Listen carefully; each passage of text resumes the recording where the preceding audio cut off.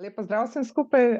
Zdaj mogoče se nam bo še kdo pridružil, kot smo rekli, se ta predstavitev in sam dogodek snema, da bomo lahko ga delili tudi z kolegi, ki danes niso utegnili se pridružiti. Namen današnjega dogodka je pa to, da vam predstavimo storitev GoTriple in infrastrukturo Operas. To današnjo delavnico oziroma kratek posvet bomo vodili trije kolegi, pač jaz, Irena Vipavc-Barvar, ki prihajam z Arhiva družboslovnih podatkov, sem sodelovala v projektu Triple, in pa sicer sem pa članica izvršnega, kako se reče zdaj to, znanstvenega odbora Operas in tudi na tak način tukaj noter zdaj prihajam.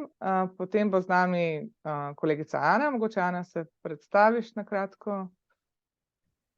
Pozdravljeni, jaz sem tudi sodelavka Arhiva družboslovnih podatkov in sem tudi sodelovala pri projektu Triple, tako da v tem delovnem paketu za komunikacijo in usposabljanje, tako da sem iz tega stališča danes zraven.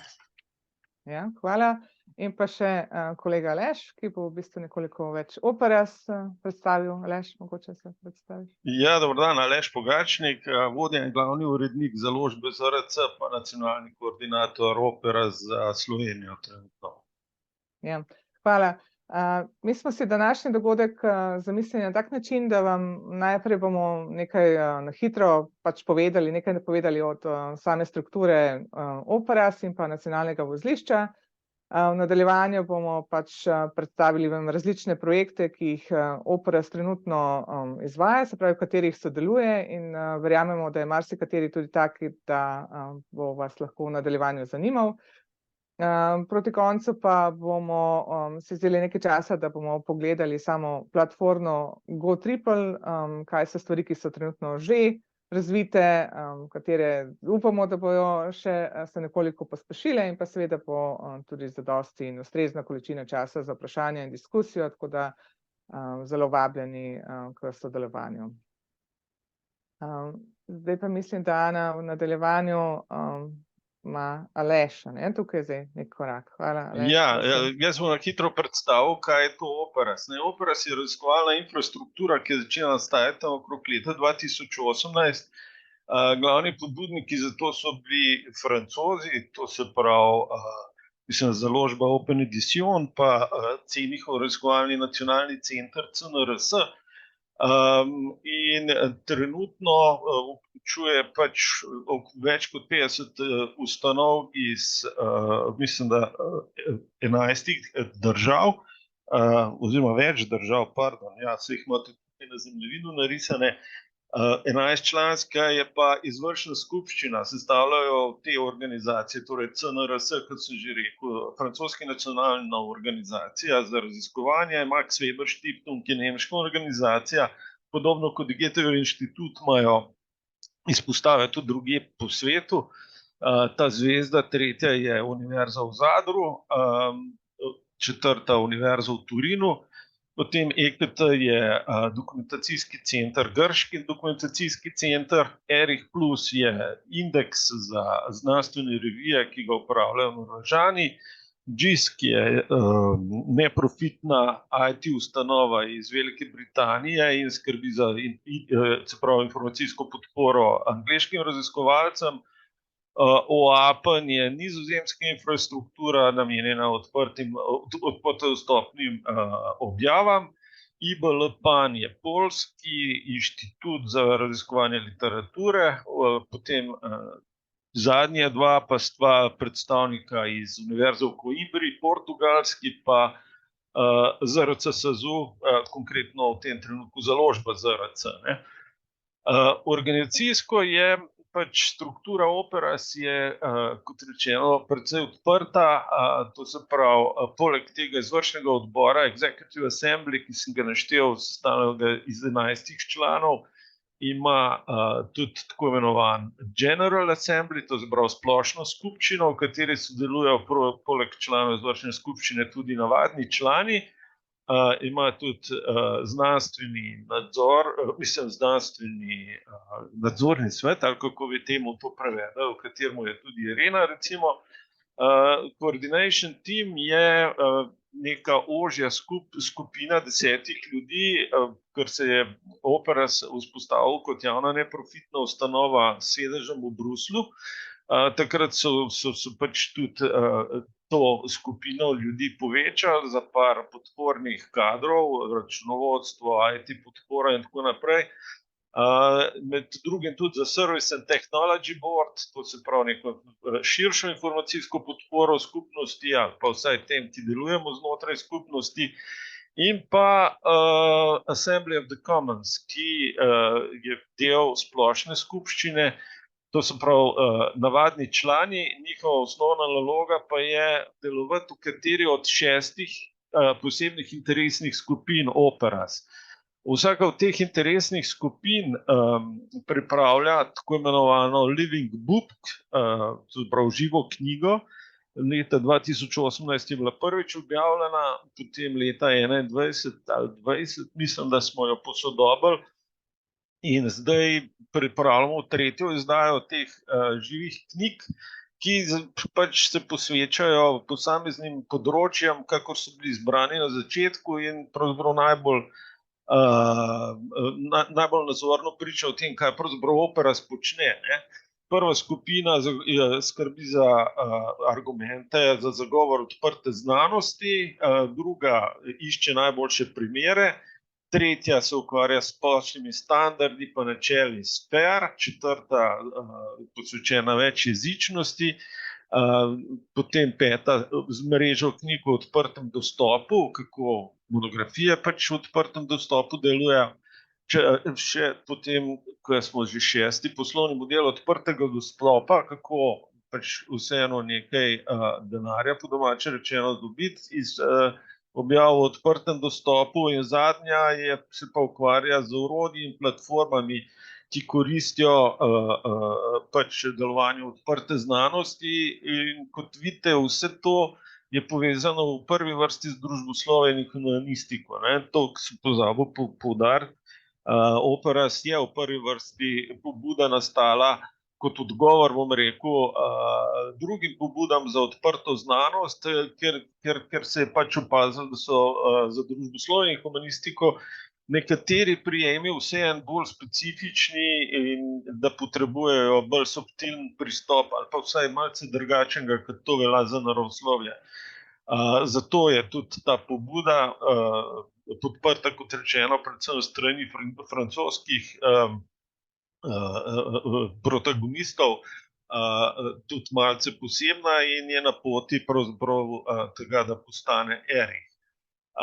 Pot ali pa tisto, kar je posebno pri Operas Plus, je, da hoče ponuditi storitve, ki naj bi družboslovju in humanistiki, posredno pa seveda tudi drugim organizacijam iz drugih področij ponudila neka orodja, storitve, pripomočke, s katerim bodo lahko lažje upravljali svoje raziskovanje oziroma izvedli prehod v odprto znanost. Ne smemo pozabiti, da odprta znanost je na nek način ideološki pojem, torej vse, kar je javno financirano, mora biti tudi odprto dostopno. Po prvi vrsti pa tudi tehnološki preskok, brez čvrste ali pa močne programske podpore, računalniško-programske podpore, ta storitev pravzaprav pri vseh ustanovah, ugotavljamo lahko tudi v lastnih ustanovah, teže zaživi, ne more zaživeti pravzaprav.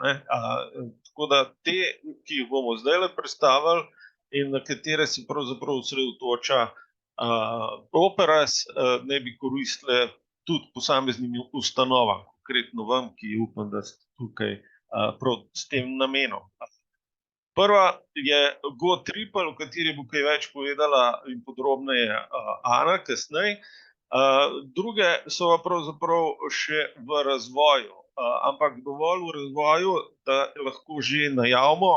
Ta prva je enotna točka dostopa do raznih metrik, ki so povezane z monografijo v odprtem dostopu. Vemo, da je to ena od slabosti bibliometričnih sistemov, da pač ne zajemajo monografij, no ta metrični sistem naj bi odpravil pomanjkljivosti drugih metrik, in seveda pa Opera kot zagovornik odprte znanosti ne zagovarja bibliometrike, da ne bo to pomotoma napačno razumljeno. Prizm je ena od že delujočih, polno delujočih storitev, ki jo je razvijal Directory of Open Access Books,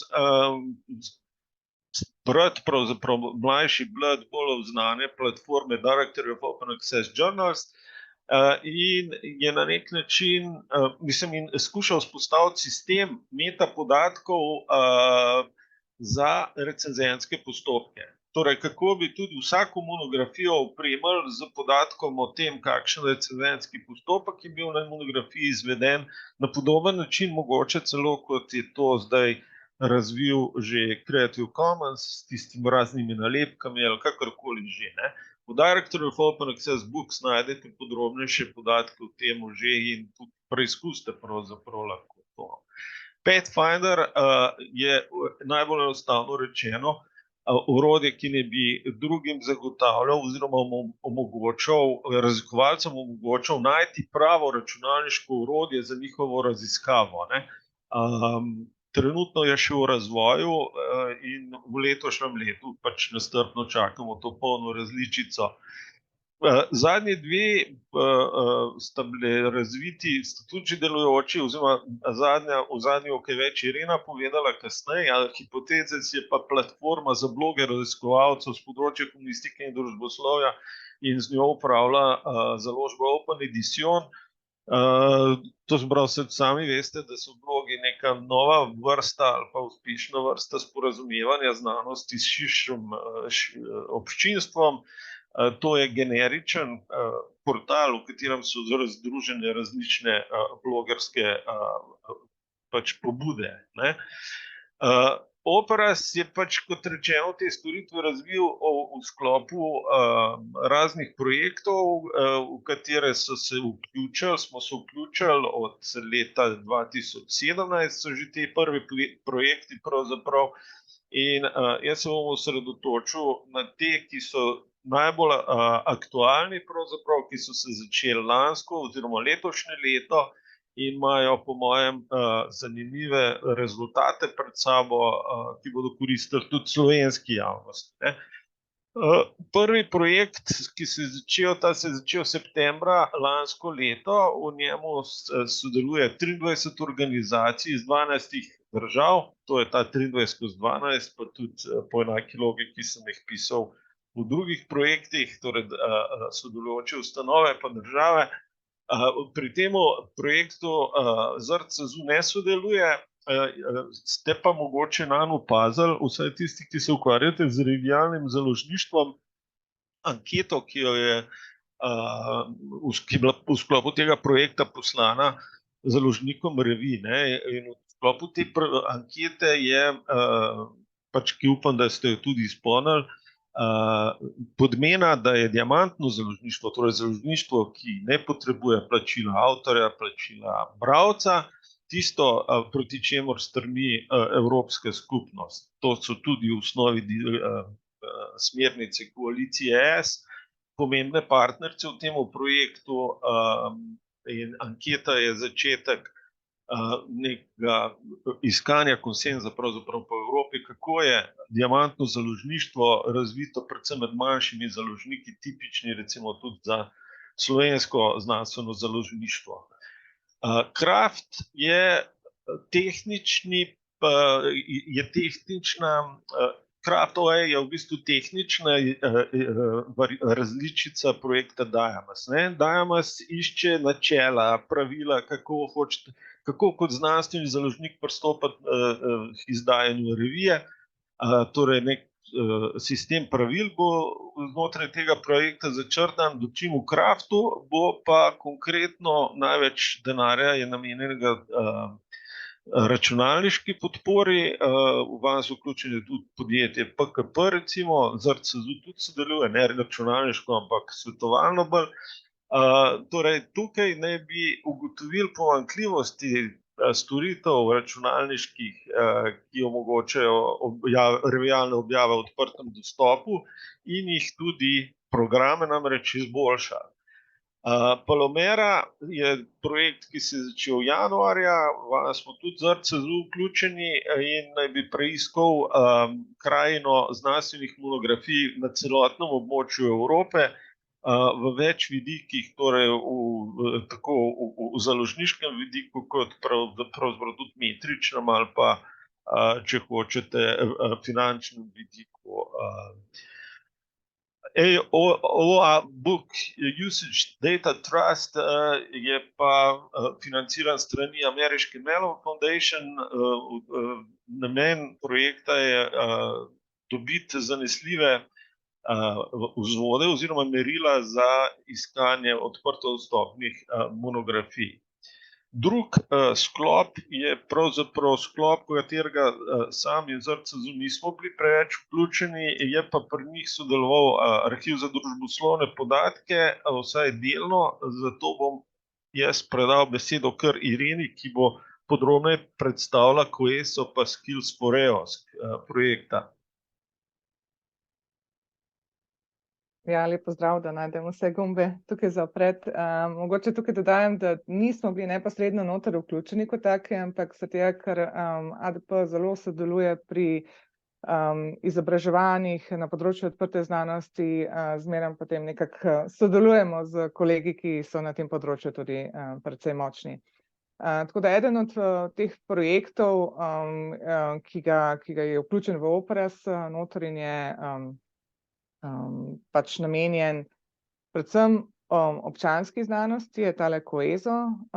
Gre za povezovanje raziskovalcev in občanske znanosti, kako to spodbuditi. Vemo, da na področju družboslovja in humanistike, zdaj moj občutek je, da tukaj smo še nekoliko zadaj, ker neke bolj naravoslovne vede to bolj nekako vključujejo. Sam projekt seveda ima 10 pilotov samih kot takih, ki bojo tudi predstavili. Ideja vsega skupaj seveda je vzpostavitev Vera platforme kot take. Zdaj ta Vera platforma trenutno že deluje v beta različici. Te prosojnice bomo tudi delili potem na naših spletnih straneh, lahko pa greste sami pogledati na spletno stran OPRES. Skratka, beta različica je dostopna, uradna različica naj bila pa zunaj novembra 2024 in kakršnikoli komentarji, predlogi izboljšav so tukaj zelo dobrodošli. Coeso je tudi eden od recimo redkih projektov, ki ima na Spotifyju objavlja v bistvu neke pogovore z novinarjem in raziskovalci ali pa občanskimi znanstveniki, tako da tudi tukaj se dodajajo vsebine gor, da lahko greste pogledati, Seveda je pa ideja v tem, da se ugotovi, kako povezati pač financerje raziskovanj, da se ukrepijo tudi podpora financiranju občanskih znanosti in pa tudi povečanje vidnosti same občanske znanosti. Tukaj predlagajo pač več nekih objav informacij preko res blogov, kje in kaj, se pa to še ugotavlja. Skratka, ena od res nekih teh elementov, ki se tukaj razvija, je ta platforma, tako da dobrodošli res pregledu in idejam naprej. Ideja pa seveda tudi, da tam vodimo projekte prek te same platforme. Toliko na kratko o tem, mogoče Ana, če gremo naprej še ta drugi projekt, ki se je v bistvu dobro začel. Tudi eden zelo velikih projektov, OPRES sodeluje noter kot partner, vodi en delovni paket. Ideja pa je ustvariti ekosistem usposabljanja za odprto in pa fair znanost. Tukaj imajo več nekih ciljev, ki smo jih tukaj skopirali noter. Gre predvsem za to, da so dejansko pripravijo učni načrti kot taki, da se kreirajo profile za minimalni nabor spretnosti, ki jih potrebujejo posamezniki za poznavanje odprte znanosti kot take. Seveda potem tukaj govorimo tudi o nekih potrdilih, se pravi, da boš imel neko potrdilo zagotavljanja kakovosti za te vsebine, ki jih v bistvu lahko deliš. O usposabljanjih, pa tukaj ne govorimo samo o usposabljanjih nas kot raziskovalcev in pa podpornih služb, pa tudi o usposabljanju na področju politik, javnih uslužbencev, in kako to povezati med sabo. Potem so pač definiranje samih osnov, sodelovanje med različnimi nacionalnimi in regionalnimi raziskovalnimi infrastrukturami, predvsem ena od elementov, ki je zelo pomembno, opažamo, je to vseživljenjsko učenje. Stvari se toliko spreminjajo, da tisti, ki se tega niso učili, znotraj fakultet potrebujejo nadgradnje, in pa tudi vsi ostali, ker se res stvari spreminjajo. Potem pa seveda tudi zelo pomembni elementi so usklajevanje posameznih vsebin med regionalnimi in pa tematskimi kompetenčnimi centri znotraj pač Evrope, pa seveda tudi sama strategija, kako se bo to sodelovanje izvajalo, kako se bo stvari financirale, in pa ugotavljanje sinergij s ključnimi akterji. Projekt je, kot rečeno, dobro začel, neke stvari so že dostopne, tako da jaz vabim res tiste, ki se želite v zvezi s tem več seznaniti, da v bistvu pogledate na njihovo spletno stran. Zelo pa predvidevam, da bo tekom letošnjega in naslednjih let sodelovanje z samim projektom in pa tudi nacionalnimi podatkovnimi svetovalci naprej zelo močno. Jaz bom zdaj dala nazaj besedo Alešu in v tem času bom pa tudi vidim, da je že neka prošnja za povezave, tako da jih bom dala potem v chat. Hvala. Ja, hvala. Torej, kot rečeno, tukaj pobuda Operas v osnovi je pobuda povezovanja, kot ste verjetno razbrali, ne. Združevanja na različnih evropskih nivojih so pač zdaj postala vse bolj intenzivna. Naj spomnim, da je tudi pred kratkim se osnovala Slovenska skupnost za odprto znanost, mislim, da je imela prvo zasedanje, tako da, kot rečeno, zanašamo se na to, da bo ta pobuda Operas del povezovanja v Sloveniji, kar se tiče odprte znanosti, ne. Zdaj, preden gremo na podrobno predstavitev samega storitve GoTriple, bi jaz pravzaprav povabil vse vas, ki ste tukaj, oziroma vse ustanove, ki se ukvarjate predvsem z družboslovjem in humanistiko, da pristopite vsaj kot člani združenju. Trenutno so zahteve pravzaprav zelo minimalne. Za vse podrobne podatke glede tega, kaj bi počeli, kako bi to počeli znotraj združenja, pa mi prosim, kakšen mail vršite, ne. V osnovi oziroma v sklopu projekta Operas plus, v katerega je tudi vključen ZRCZU, bo nastala nacionalno vozlišče Operas Slovenija, kjer bodo vse te informacije tudi prek kakšnega spletišča na voljo. Zdaj pa bi predal besedo kar Anji, da nam kaj več pove o GoTriplu, o storitvi, ki je brez dvoma koristna tudi za slovenske raziskovalce. Hvala. Zdaj prehajamo, se pravi, na to predstavitev GoTripla, te platforme za odkrivanje znanstvenih virov, bi rekla.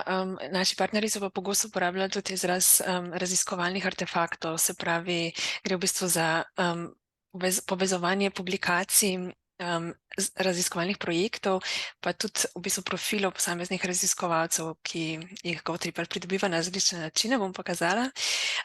Ključna pri tem je pa ta večjezičnost, se pravi, platforma v bistvu omogoča iskanje oziroma brskanje po eni precej obsežni zbirki znanstvenih objav v več jezikih, se pravi, lahko iščemo v enem jeziku in dobimo rezultate v drugem jeziku, kar ima namen povečati vidnost, pa omogočati v bistvu lažjo ponovno uporabo te kopice objav, ki je včasih zelo težko najti in priti z njo v stik in jo v bistvu obvladovati, ne. Poleg tega brskalnika pa vključuje še vrsto orodij, ki imajo namen olajšati v bistvu uporabo teh virov, ki jih najdemo v GoTriplu, pa tudi omogočati lažje povezovanje in sodelovanje med raziskovalci. Nekaj besed samo o tem, kako deluje. Platforma v bistvu zajema svoje vire iz velikih evropskih agregatorjev in tudi nekaj manjših evropskih repozitorijev in založnikov oziroma ponudnikov neke storitve hranjenja publikacij in pa iz 3 virov za raziskovalne projekte. Zdaj med temi viri je tudi en del založbe ZRC SAZU, potem imamo grške ponudnike, hrvaški Hrčak, poljsko biblioteko nauki in tako naprej. No. Tukaj bi mogoče izpostavila med temi agregatorji OpenAir, Base, tako da je ta baza kar obsežna, ampak to pokažem v naslednjem koraku. Se pravi, v ozadju te platforme poteka to zajemanje metapodatkov iz teh ponudnikov, se pravi teh repozitorijev in agregatorjev. Platforma jih potem v ozadju normalizira pa obogati na več nivojih. Zdaj tukaj naslednji korak. Tukaj v bistvu omogoča to večjezičnost v 2 korakih. Vse te zbrane metapodatke prevede v angleški jezik, potem izvede klasifikacijo, tako da v bistvu ta platforma res ponuja samo vire za družboslovje in humanistiko, nekakšnih drugih irelevantnih. Potem jih pa obogati z triple besediščem. To je zbirka nekje 3000 konceptov, ki se pojavljajo v teh virih in so dostopni v 10 jezikih, kar potem omogoča v bistvu to iskanje, to večjezično iskanje. No. Zdaj, slovenščina je tukaj zajeta delno, imamo slovensko klasifikacijo virov narejeno, nimamo pa slovenskega besedišča, tako da iskanje v slovenščini v bistvu da dobre rezultate za slovenske rezultate, ki so zajeti, je pa v bistvu najboljše vedno iskati v angleščini.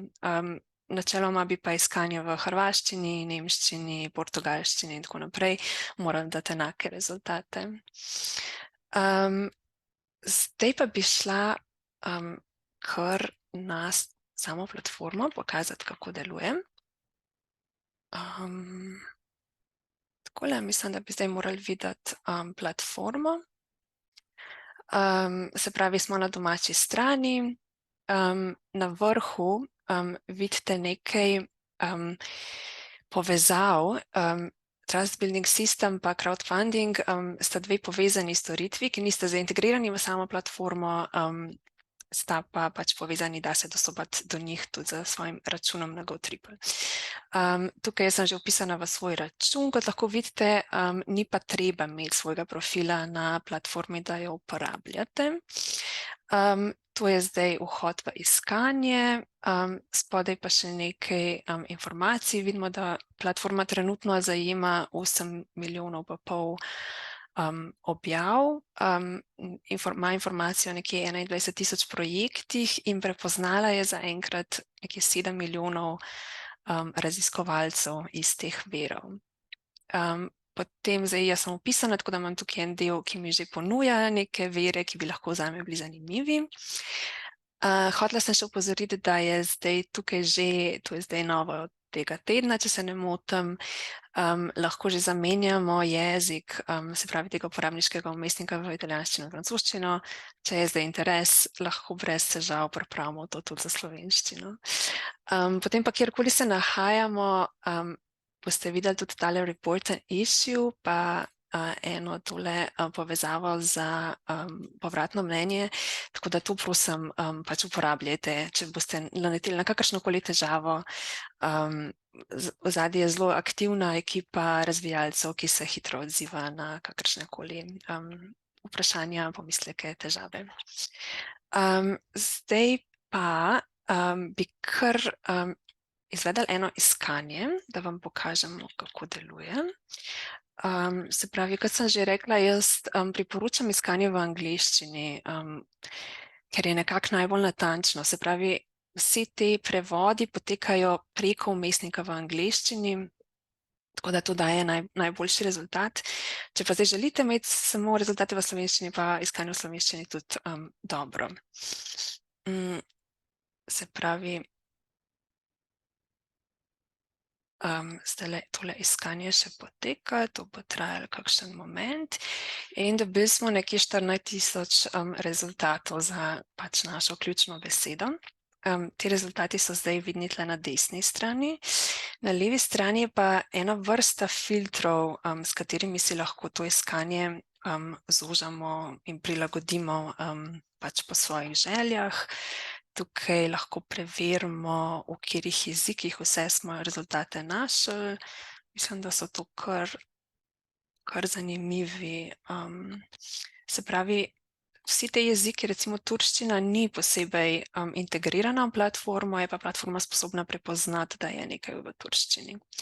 Tako naprej, tako da se pravi, potem imamo tipe, lahko si prilagodimo izpis, da nam pokaže samo članke oziroma publikacije v odprtem dostopu. Pogledamo lahko, od kod so te podatki zajeti. Neke avtorje, lahko tudi filtriramo oziroma jih iščemo. Potem imamo pa tle že en zanimiv graf, ki nam lahko tudi pomaga filtrirati rezultate. Se pravi, v katerem letu je ta objava izšla. Ne? In zdaj vidimo, da očitno je tukaj najzgodnejši datum, se pravi sredi 18. stoletja. Sem pa hotela v bistvu še prej vam še pokazati, da je tukaj tudi zavih za projekte. No? Se pravi, na tem zavihku lahko vidimo projekte, ki se vežejo na to ključno besedo. Ampak, če ostanemo za enkrat pri dokumentih, imamo tukaj na vrhu dve zelo zanimivi vizualizaciji. Gremo najprej na Streamograph. To zdaj traja nekaj časa, ampak jaz sem tukaj že enega odprla. In sicer sem filtrirala rezultate na antropologijo, če se ne motim. Tako pa zdaj izgleda Streamograph, jaz ne vem, kako dobro to vidite, mogoče zdaj malo boljše. To je v bistvu en graf, ki nam prikaže ključne besede, ključne teme, ki so prepoznane iz naših rezultatov, oziroma v tem primeru iz 335 najbolj relevantnih dokumentov, ki jih sistem prepozna za našo iskalno zahtevo in iz njih razbere neke ključne teme, ki se v njih ponavljajo. In na tem grafu v bistvu lahko opazujemo, kako se spreminja obravnava teh tem v času. Se pravi, vidimo, da to je zdaj seveda povezano tudi z tem bazenom virov, iz katerih zajemamo, ampak lahko recimo opazimo, da je konzervacija nekaj, kar je v zadnjih 2 letih veliko bolj prisotno v literaturi kot prej. Potem pa imamo tukaj, se pravi, posamezno temo lahko izberemo in tukaj nam potem ohrani te rezultate, ki so za to temo relevantni, lahko dostopamo do njihovih povezav, se pravi, lahko začnemo takoj brati ali pa si samo shranimo citat. Druga možnost vizualizacije teh iskalnih rezultatov je Knowledge Maps. Zdaj imam spet tukaj že enega odprtega. Knowledge Maps nam pa to zbirko spet najbolj relevantnih dokumentov v bistvu pogrupira po nekih ključnih temah, ki jih prepozna in lahko nam omogoči, da opazujemo razmerja med njimi. Se pravi, vidimo, da se pri tem ribarjenju pojavljajo neke med seboj recimo ločene teme in da če nas zanima zdaj remote sensing, si lahko spet približamo te rezultate in jih tukaj potem opazujemo. Kar je po mojem v trenutku, ko raziskujemo neko novo temo, zelo uporaben pristop k obvladovanju nekega večjega števila virov. Knowledge Maps in Streamograph se da tudi shraniti oziroma citirati. Zdaj pa bi šla še na nivo enega članka, pa mogoče lahko zberemo kar tega. Se pravi, tukaj, to je zdaj ta obogateno besedišče Tripel, iz katerega lahko potem tudi izvajamo nova iskanja, se pravi vse te se da izbrati. Lahko zamenjamo jezik teh metapodatkov osnovnih, takole to izgleda. In tukaj spodaj imamo že povzetek članka, to je ena od stvari, ki jih platforma zajame, in odvisno od v katerem jeziku ta povzetek je, lahko tudi zamenjamo v prvotnega, ta je očitno bil v francoščini. Ampak to lahko preverimo tudi z klikom na View Document Page. Rada bi vam pokazala tukaj še eno orodje, s katerim je GoTripel povezan, to je anotacija s pomočjo vtičnika Pandit. Pandit pa omogoča dodajanje opomb na spletne strani pa PDF dokumente, se pravi, tukaj lahko dodam oznako na več različnih načinov, lahko dodam samo komentar, recimo, lahko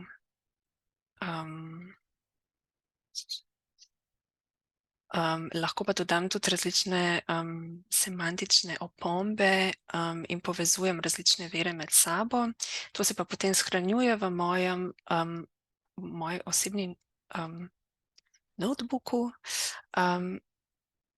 v mojem Pandit profilu. To moram zapreti.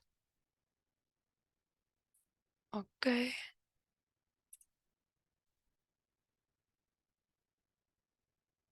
Okej. Tako, no, za Pandit obstaja tudi ena zelo dobra delavnica, je bila izvedena v času projekta, tako da jo imam povezano kasneje v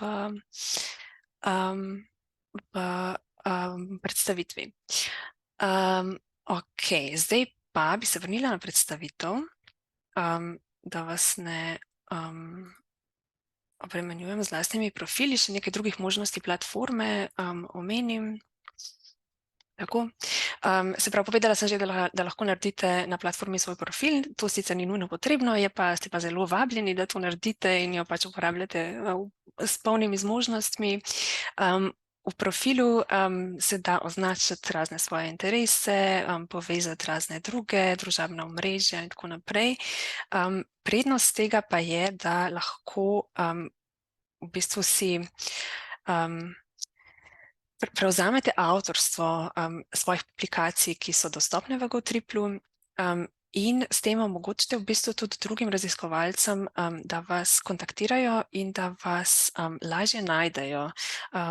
Obstaja namreč tudi ena možnost pošiljanja sporočil preko platforme, v primeru, da imaš svoj profil narejen.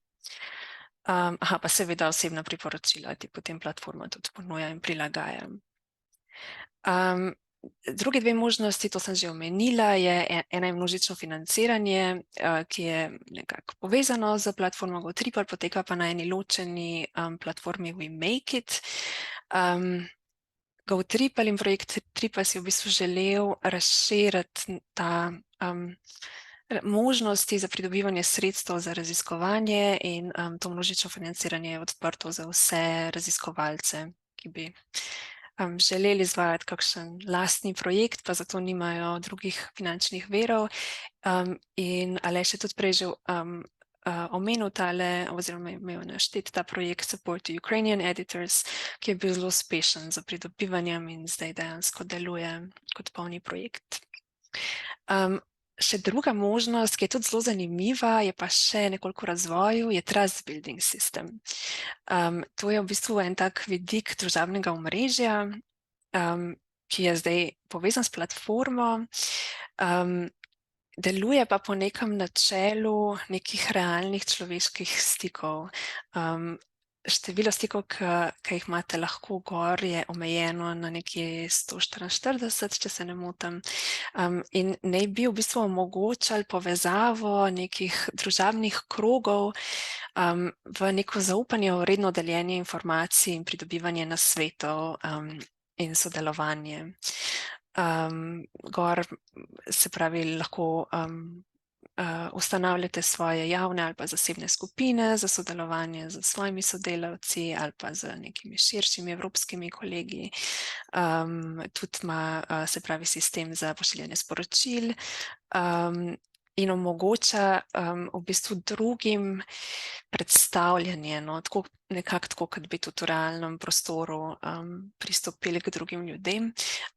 Zdaj, da naredite svoj račun, pa potrebujete vabilo od nekoga, ki je že član, tako da če bi kdo želel to preizkusiti, pač lepo vabljeni, da me kontaktirate, bom z veseljem delila povezavo. Tako, no, za platformo obstaja kar nekaj virov, ki so na voljo, tudi ta slajd bomo pa delili, lahko tudi kakšnega že dodamo v chat. Sicer pa vabim k vprašanjem. To je bilo zelo na hitro, no, ampak mislim, da ta platforma ponuja zelo zanimive možnosti za uporabo in bi lahko nam olajšala dostop do velike zbirke virov in tudi njihovo uporabo. Nekatere stvari pa mogoče zahtevajo še malo pozornosti. Ja, hvala, Ana. Mi smo zdaj takole preleteli zelo veliko nekih aktivnosti, ki jih pač Opera ponuja, in kot rečeno, GoTriple je ena od platform, ki zdaj nekako stoji, da temu rečemo. Kot res dobrodošla kakšna vprašanja, komentarji članov, kolegov, ki ste danes prisotni. Tako da lep pozdrav vsem skupaj, pa nasvidenje.